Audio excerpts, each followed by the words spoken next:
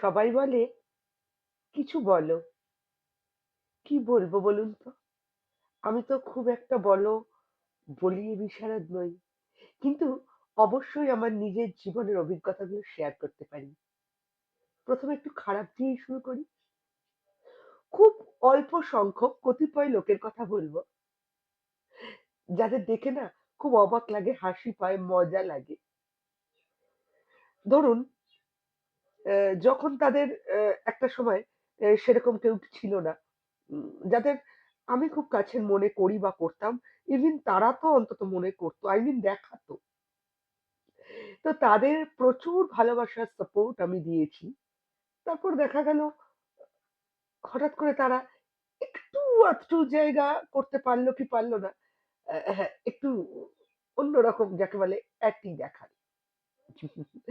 তো এদের দেখে আমার খুব মজা লাগে। আবার দেখেছি খুব কম সংখ্যক হঠাৎ করে কিছু করে ফেলল। আ এরপরে তারা মনে করতে লাগলো they are best celebrity, they are best person, they are best businessman or woman মানে বিশাল কিছু হনু বা কেউকেটা। হাসি পায় জানেন তো? একবার ভাবি যে ২ বছর, ৩ বছর, ৪ বছর ফোকাসে থেকে হারিয়ে যাওয়ার থেকে লং রেসের ঘোড়া হওয়া, সারা জীবন টিকে থাকাটাই বড় কথা। কিন্তু মজা লাগে জাস্ট। তো এরকম কিছু মানুষ দেখেছি খুব কতিপয় সংখ্যক যারা বাস্তবে একেবারে বেইমান, ভুলভাল কাজ করে অথচ ফেসবুকে এত বড় বড় কথা লেখে মানে পুরো মনে হয় রামকৃষ্ণ সারদা মা আদর্শ মানুষ। তাদের আমি খুব কাছ থেকে চিনি, তাদের ব্যক্তিগত লাইফটাও জানি। তো এগুলো দেখি আর জানেন তো জাস্ট হাসি। এবার আসি ভালো কথায়। আমার ভালো কর্মগুলোর ফল আমি পেয়েছি। ঈশ্বরের চরণে ভালো কর্মগুলো নিবেদন হয়েছে এবং তিনি দুহাতে ঢেলে দিয়েছেন। আমি এটাই আজকে আপনাদের বলব, ধরুন আপনি কারোর সাথে খারাপ ব্যবহার করলেন বা ভালো কাজ করলেন। সে বা তারা হয়তো আপনার ভালো এবং খারাপ কোনো কাজেরই জবাব দিতে পারল না। কিন্তু আপনি ঠিক আপনার ফলটা পেয়ে যাবেন ইউনিভার্সের থেকে।